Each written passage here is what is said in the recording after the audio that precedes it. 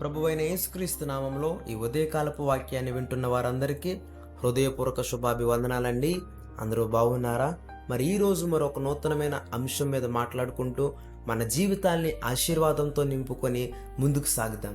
ఈరోజు అంశం ఏమిటంటే గౌరవ ప్రభావములు. అంటే గౌరవము మన జీవితాల్లో అందరికీ ఒక ముఖ్య అంశము.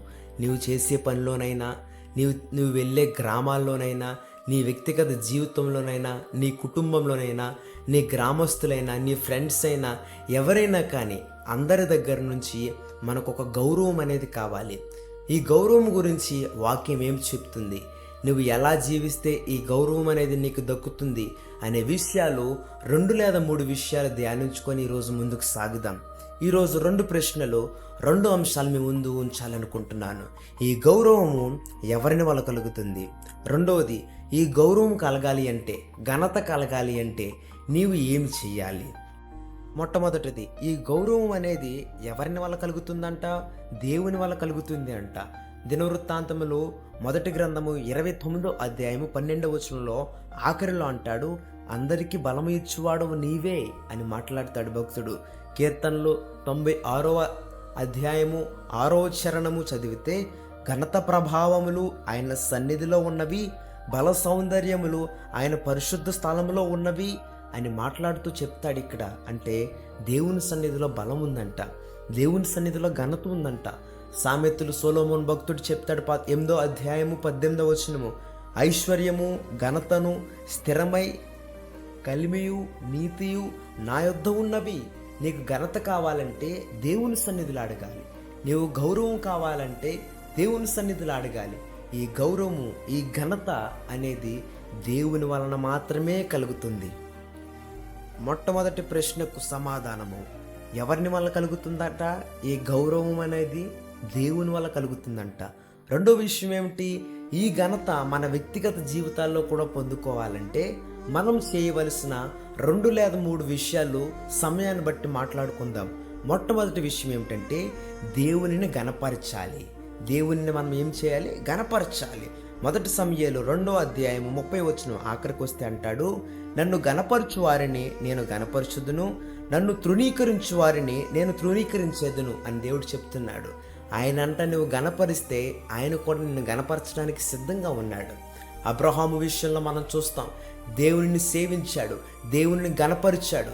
ఎప్పుడైతే అబ్రహాము తన వయసు లెక్కకుండా పరుగున దేవుని తృప్తిపరచడానికి ఎలా వెళ్ళాడో, గణపరచడానికి ఎలా సిద్ధపడ్డాడో, అదే విధంగా ఆ తృప్తిపరిచిన వెంటనే దేవుడు కూడా ఒక నిర్ణయాన్ని తీసేసుకున్నాడు. ఏమని తీసుకున్నాడు నిర్ణయము? నన్ను అబ్రహాము ప్రీతిపరిచాడు కాబట్టి నేను కూడా అబ్రహాముని ప్రీతిపరచాలి, నేను కూడా అబ్రహాముని తృప్తిపరచాలి. అయితే ఈరోజు నువ్వు దేవుని గణపరిచే వారిగా ఉంటే ఆయన కూడా నేను గణపరచడానికి సిద్ధంగా ఉంటాడు. నీవు గనక దేవుణ్ణి తృణీకరించే వారిలా ఉంటే దేవుడు కూడా నిన్ను తృణీకరించిన వారిగా చేస్తాడు. ఆమేన్. రెండవది ఏమిటంటే పరిశుద్ధత కలిగి ఉంటే దేవుడు నీకు గౌరవం ఇవ్వాలని ఆశిస్తూ ఉన్నాడు.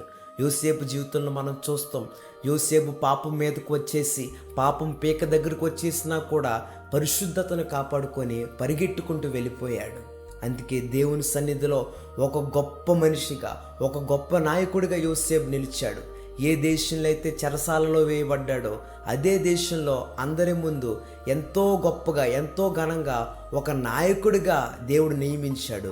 నీ పరిశుద్ధతను కాపాడుకుంటే నీకు ఎక్కడ పేరు లేదో, నీకు ఎక్కడ పేరు అవసరమో, ఎక్కడ పేరు పోయిందో, ఎక్కడ పేరు ప్రఖ్యాతలు, మర్యాదలు, గౌరవాలు పోయాయో అదే చోట దేవుడు యోసేపుని నిలబెట్టినట్టు నిన్ను కూడా ఒక నాయకుడిగా దేవుడు నిన్ను ఒకరి పైన నియమించేవాడిగా చేస్తానని వాగ్దానం ఇస్తున్నాడు. ఈ వాగ్దానం మన జీవితంలో నెరవేరునుగాక. ఆమేన్. మూడవ విషయం ఏమిటంటే ప్రార్థన చేసే వారిని దేవుడు వదిలిపెట్టడంట. ప్రార్థన చేసే వారికి ఘనతనివ్వడానికి సిద్ధంగా ఉన్నాడంట.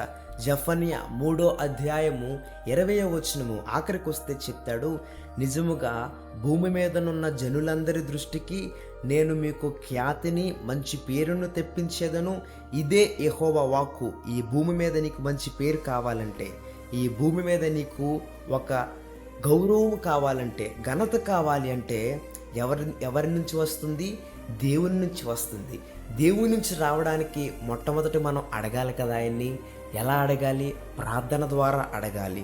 అయితే దేవుడు ప్రార్థన ద్వారా అడిగితే ఘనతని, పేరుని, జనుల దృష్టికి నీకు మంచి ఖ్యాతిని దేవుడు ఇవ్వడానికి సిద్ధంగా ఉన్నాడు. 4వ విషయము, ఆఖరి విషయం ఏమిటంటే వినయ మనస్కులుగా, అంటే తగ్గింపు మనస్తత్వం కలిగి ఉండాలంట. మొన్న మాట్లాడుకున్నాము ఘనత అనే విషయం మీద ఎన్నో మార్లు మాట్లాడుకున్నాం. సామెతలు 29వ అధ్యాయము 23వ వచనము, ఎవరి గర్వము వారిని తగ్గించును, వినయ మనస్కుడు ఘనత నందును. ఈరోజు గర్వంగా నువ్వు నడుస్తున్నావేమో, ఈరోజు గర్వంగా నీ హోదాని బట్టో లేకపోతే నీకున్న పేరుని బట్టో నీవు నడుస్తున్నావేమో.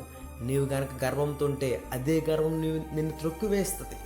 నీవు గనక వినయ మనస్కుడిగా, నీతిగా, బుద్ధిగా నడుచుకుంటే ఆ వినయ మనస్కుడే దేవుడు చెప్తున్నాడు ఘనత నుంచుతాడంట. ఈరోజు నీకు ఘనత కావాలంటే తగ్గింపు మనస్తత్వం కలిగి ఉండాలి. యేసు ప్రభు వారు రాజు అయిన యెహోవా నుంచి తన కుమారుడు యేసు ప్రభు వారే ఏమీ లేని బెత్లెహేములో ఒక పశుశాలలో పుట్టాడు. ఒక రాజు కుటుంబంలో పుట్టడానికి దేవుడు ఇష్టపడలేదు. ఒక రాజమార్గంలో పుట్టడానికి దేవుడు ఇష్టపడలేదు. తగ్గింపు మనస్తత్వంతో ఒక పశుశాలలో పుట్టడానికి ఇష్టపడ్డాడు. అంటే తగ్గింపు మనస్తత్వం దేవుల్లో ఉందని మనం తెలుసుకుంటున్నాం. ఆ తగ్గింపు మనస్తత్వంతో ఉన్నాడు కాబట్టి ఆ ఒక మనుష్యుడు, ఆయా దేవుడు అందరికీ ఒక గొప్ప పేరు ప్రఖ్యాతులు ఇచ్చేవాడుగా, ఎంతోమంది పాపాన్ని మీద వేసుకొని చనిపోయేవాడిగా అంత గొప్పగా తీర్చిదిద్దబడ్డాడు. ఎంతోమంది శిష్యులు మనం చూస్తాం, ఎంతోమంది ప్రవక్తల్ని చూస్తాం. తను తగ్గించుకొనడం ద్వారా ఎంతోమంది హెచ్చింపబడ్డాడు. ఈరోజు కనుక నీవు వినయ మనసుతో ఉన్నట్లయితే, వినయమైన మనసుతో, విధేయమైన మనసుతో ఉంటే నీకు కావాల్సిన ఘనతని, నీకు కావాల్సిన గౌరవాన్ని దేవుడు ఇవ్వడానికి సిద్ధంగా ఉన్నాడు. ఈరోజు ఎంతోమంది కుటుంబంలో గౌరవం లేక, ఈరోజు ఎంతోమంది ఊరిలో పరువు లేక, ఊరిలో గౌరవం లేక ఎంతోమంది బాధపడుతున్నారు. ఈరోజు ఎంతోమంది తన జాబ్స్లో గౌరవం లేక, తను చేసే పనిలో గౌరవం లేక ఎంతోమంది బాధపడుతున్నారు. అయితే ఈరోజు దేవుని వాక్యం సెలవిస్తుంది, నిన్ను ఒక తృణీకరించబడిన వ్యక్తిగా దేవుడు నిన్ను పంపాలనుకోవట్లేదు. దేవుడు నిన్ను ఒక త్రోసివేయబడిన వ్యక్తిగా నిన్ను పంపదలుచుకోలేదు. ఎందుకంటే దేవుని వాక్యం ఈరోజు నీతో మాట్లాడుతుంది. దేవుని వాక్యం నీకు సెలవిస్తుంది. ఈరోజు నీకు గౌరవం ఇవ్వడానికి నేను సిద్ధంగా ఉన్నానని దేవుడు వాక్యం ద్వారా సెలవిస్తున్నాడు. నువ్వు ఆయన గణపరిచేవారిగా, నీవు ఆయనకి ప్రార్థన చేసేవారిగా, వినయమైన మనసుతో, వినయ మనస్కుడిగా నీవు గనక ముందుకు సాగితే, ఆయనని గనక నీవు గౌరవం కోసం అడిగినట్లయితే దేవుడు ఇవ్వడానికి సిద్ధంగా ఉన్నాడు. అయితే ఈరోజు ఈ ఆశీర్వాదాలన్నీ దేవుడు మనలో దీవించి ఆశీర్వదించి సమృద్ధిగా మన మీద మెండుగా ఆయన దీవెనలు మన పైన ఉండునుగాక. ఆమేన్. ఈ వాక్యాన్ని మరి కొందరికి షేర్ చేయండి.